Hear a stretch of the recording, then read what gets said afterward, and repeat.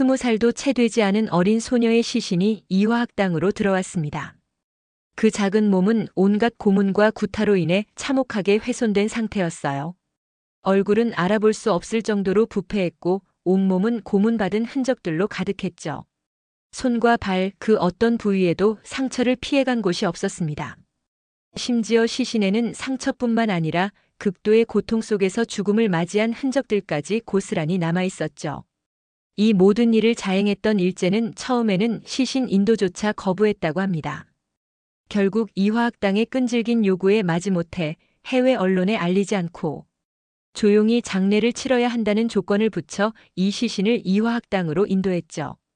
그 참혹한 모습의 시신이 이화학당으로 들어오자 학생들은 통곡으로 맞이하였습니다. 다음은 이 소녀가 살아 생전 모진 고문에도 당당히 외쳤던 말입니다.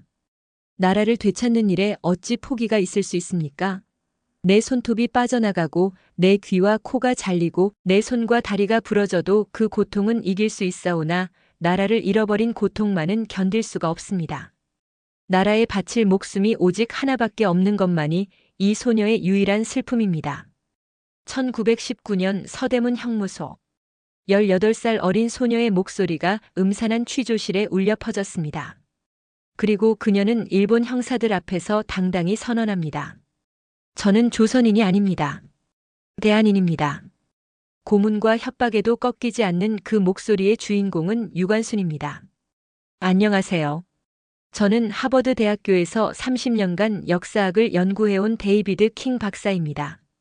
제 할머니는 한국 전쟁 당시 미군 간호사였고 그곳에서 한국인 의사였던 제 할아버지를 만났습니다.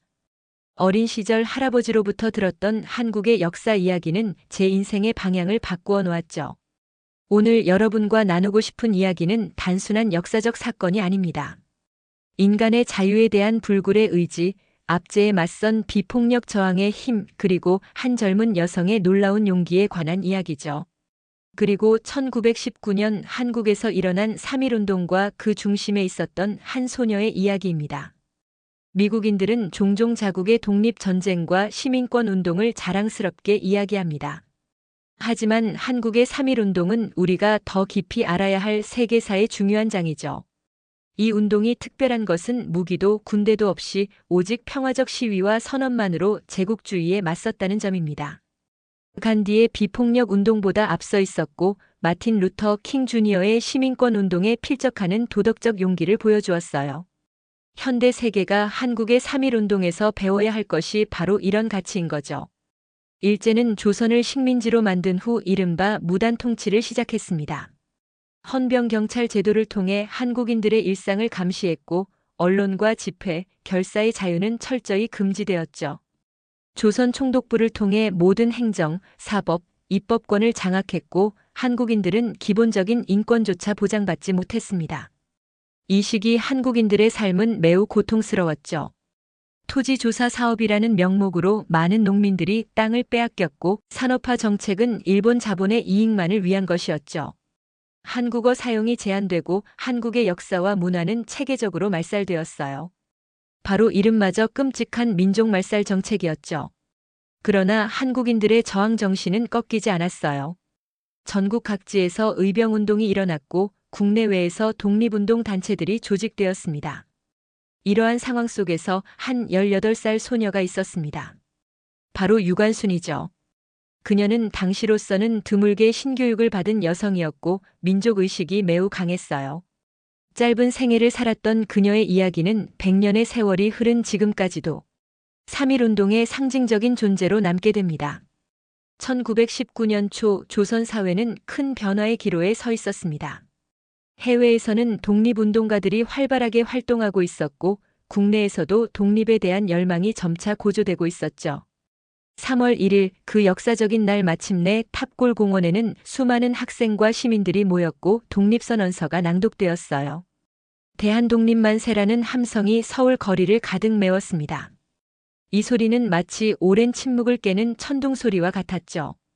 유관순도 이날 서울에서 만세운동에 참여했습니다. 이화학당 학생들과 함께 태극기를 들고 거리로 나섰죠. 그들의 얼굴에는 두려움보다 희망과 결의가 가득했습니다. 처음으로 자신들의 목소리를 내는 순간이었어요. 일제 경찰은 곧 무력으로 시위를 진압하기 시작했습니다. 무고한 시민들이 체포되고 폭행당했어요.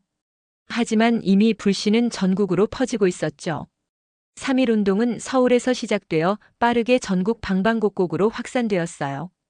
서울에서의 만세운동 경험은 그녀에게 큰 영감을 주었고 이제 그녀는 고향에서도 독립운동을 펼치기로 결심했죠. 이는 그녀의 운명을 결정짓는 중요한 선택이 됩니다. 이화학당도 일제에 의해 강제 폐쇄되면서 계속 공부할 수 없게 된 상황이었기에 오히려 본격적으로 독립운동을 위한 준비에 나설 수 있게 된 것이죠. 밤새 손바느질로 태극기를 만들고 등사기로 독립선언서를 복제했어요. 비밀리에 진행된 이 작업은 독립운동의 시작이었습니다. 4월 1일 정오 평소처럼 많은 사람들로 가득 차 있던 아오장터에서 유관수는 미리 준비한 태극기를 꺼내 들었습니다. 그리고 높은 곳에 올라 대한독립만세를 외치기 시작했죠. 아원장터는 순식간에 독립만세의 함성으로 가득 찼어요. 대한독립만세! 대한독립만세! 유관순의 열정적인 외침은 사람들의 가슴 속에 잠자고 있던 독립에 대한 열망을 일깨웠습니다. 하지만 일제 경찰은 곧 진압 병력을 투입되면서 무력으로 평화로운 시위를 진압하기 시작했습니다. 많은 사람들이 체포되었고 총성에 수많은 사람들이 쓰러지고 체포되었어요. 유관순의 부모님도 이 과정에서 일제 경찰에 의해 체포되었죠. 상황이 악화되면서 시위는 강제로 해산되었지만 유관순은 도망치지 않았습니다. 그녀는 끝까지 독립만세를 외쳤고 결국 일제 경찰에 체포되었어요. 이것이 그녀의 감옥행의 시작이었습니다. 체포되기 전 유관순은 이런 말을 남겼다고 합니다. 나라를 위해 몸 바치는 것이 무엇이 아깝겠습니까? 이는 18살 소녀의 이 말은 그녀의 굳은 신념과 결의를 보여주는 것이었죠. 아원장터의 만세운동은 3.1 운동이 농촌 지역까지 확산되었음을 보여주는 중요한 사례였어요. 이것은 독립운동이 일부 지식인이나 도시민의 운동이 아닌 전 국민적인 저항이었음을 증명했습니다. 유관수는 체포된 후 서대문 감옥으로 이송되었어요. 당시 서대문 감옥은 일제가 독립운동가들을 가두는 주요 시설로 많은 애국지사들이 이곳에서 고문과 학대를 받았습니다. 일본은 독립운동가들의 의지를 꺾기 위해 상상하기 어려운 잔혹한 방법들을 사용했습니다.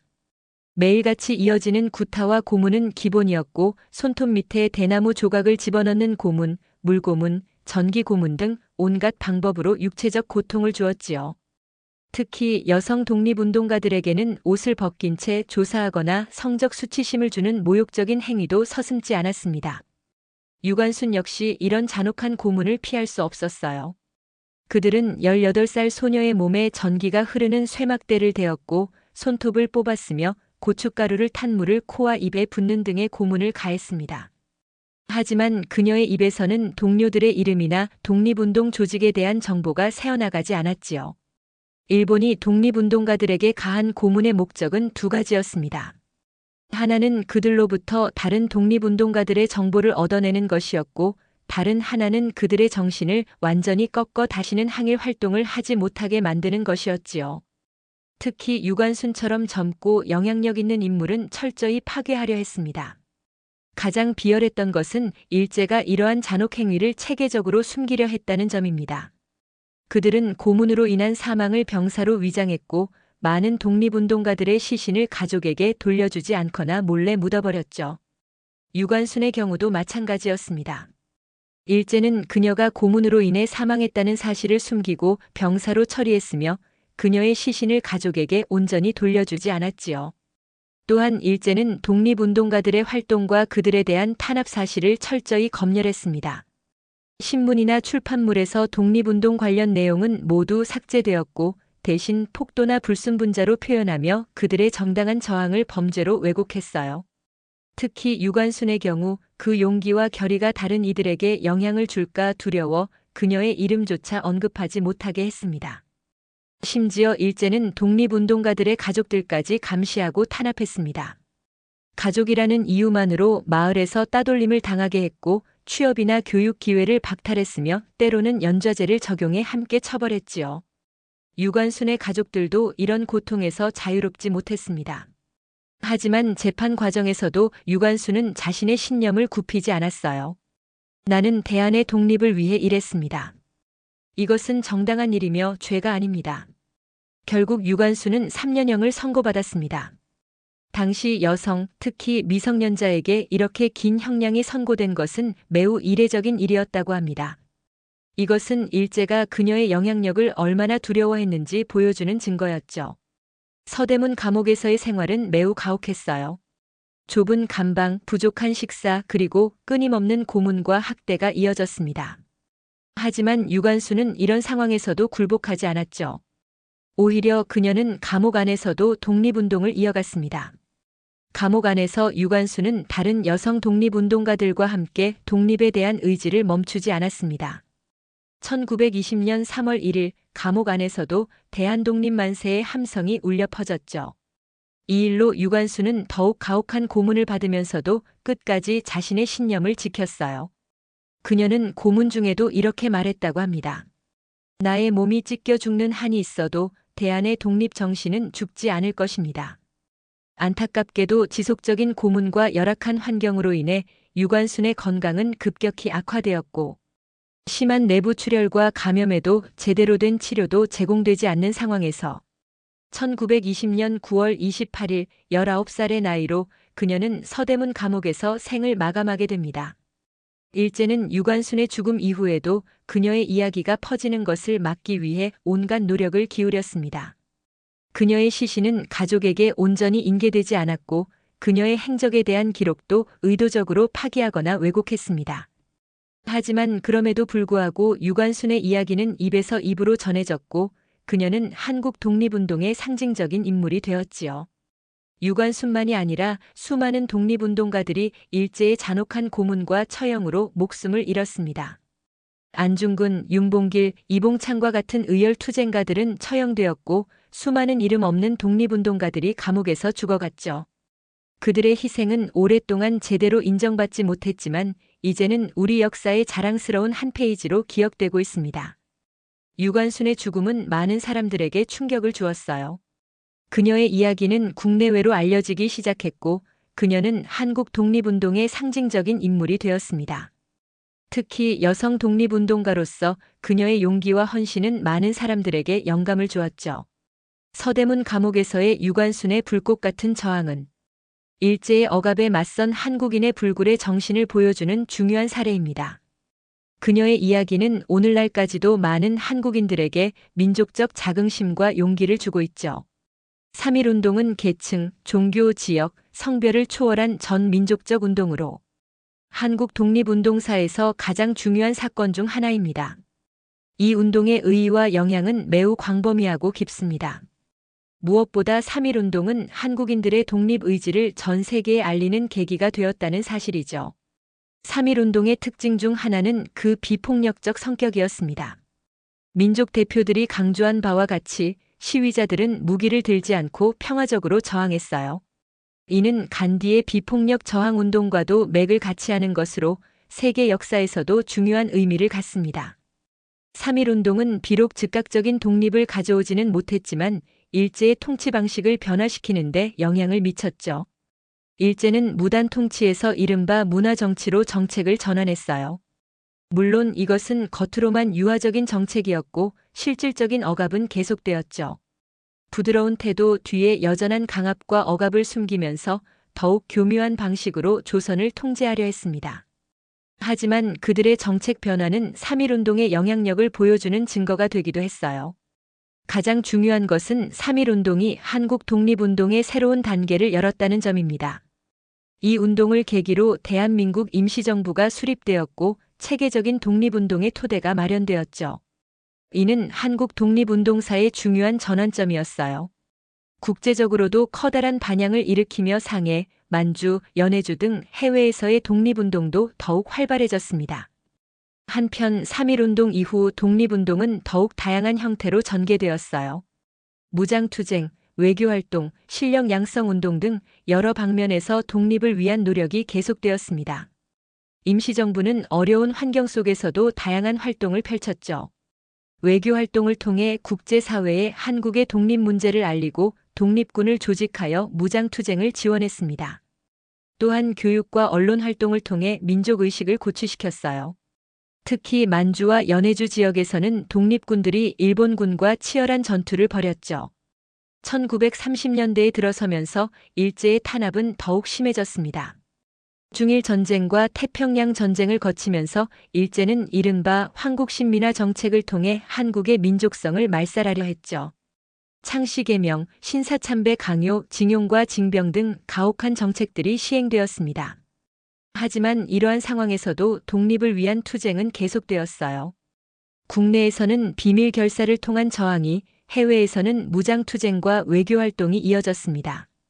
특히 1940년대에는 광복군이 조직되어 연합군과 함께 항일전쟁에 참여하기도 했죠. 유관순 열사가 세상을 떠난 후에도 그녀의 정신은 많은 독립운동가들에게 영감을 주었습니다. 그녀의 이야기는 일제의 검열 속에서도 비밀리에 전해졌고 독립에 대한 희망을 잃지 않게 하는 원동력이 되었어요. 심지어 3.1운동은 국제적으로도 큰 반향을 일으키면서 미국, 유럽, 중국 등 세계 각국의 언론이 이 사건을 보도했고 한국의 독립 문제가 국제적 이슈로 부각되었죠.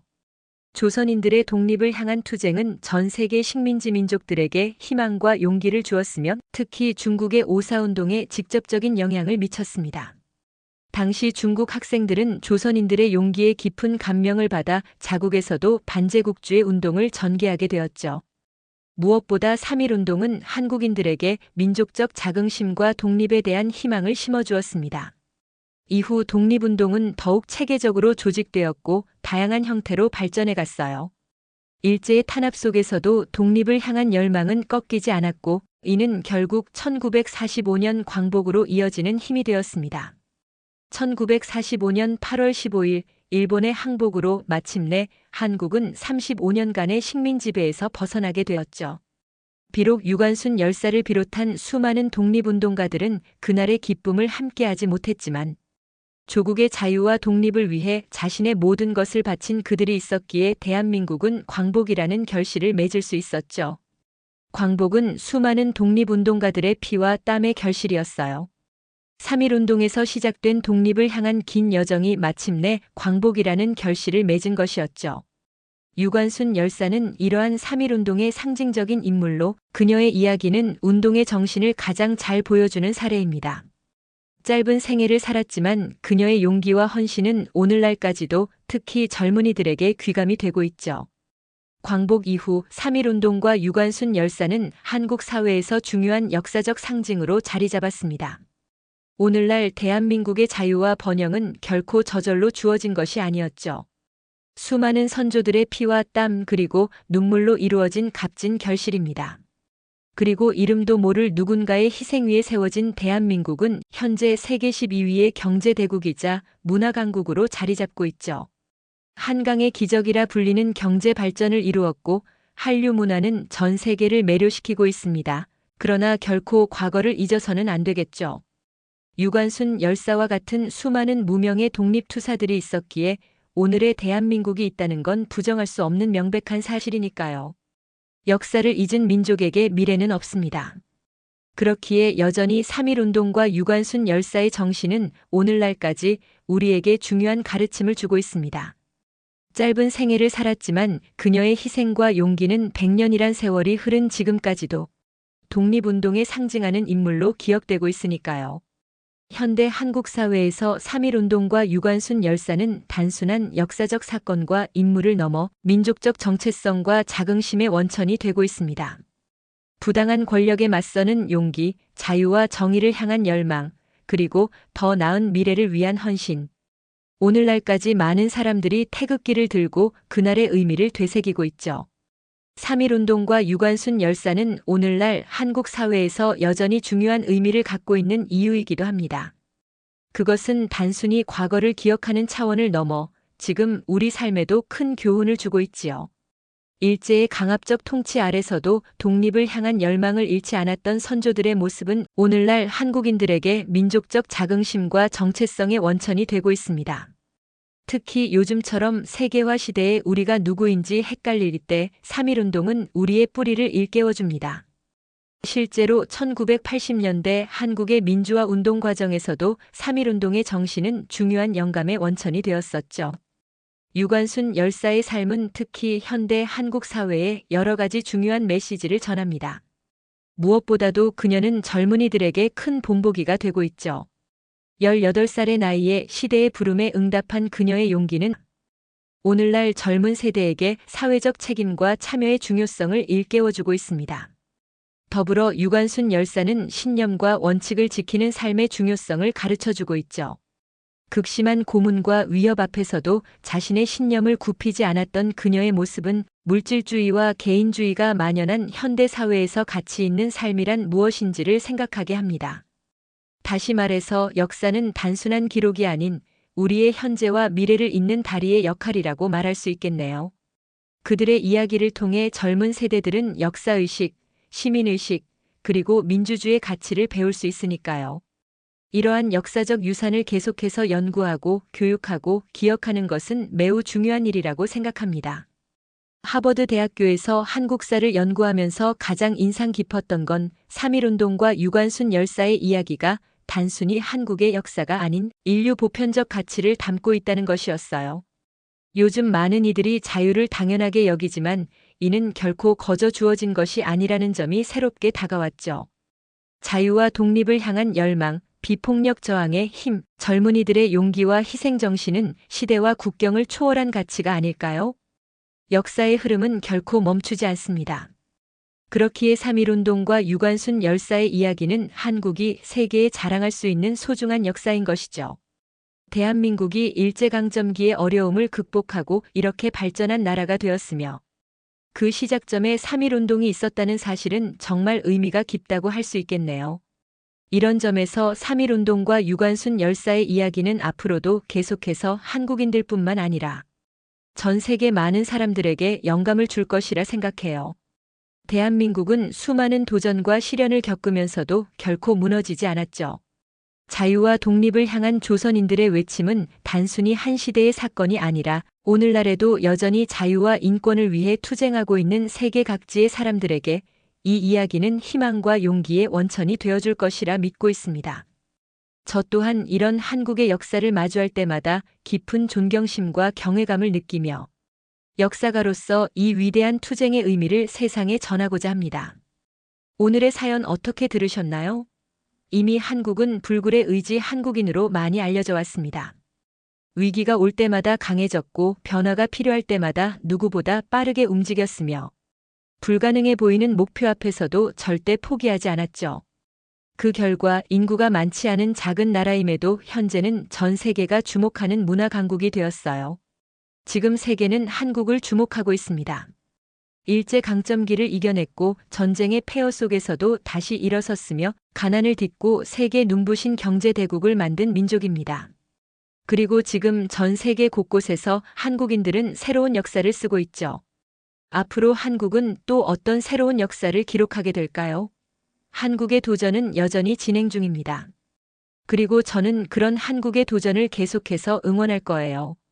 오늘도 긴 이야기 들어주셔서 감사합니다. 행복한 하루 되세요.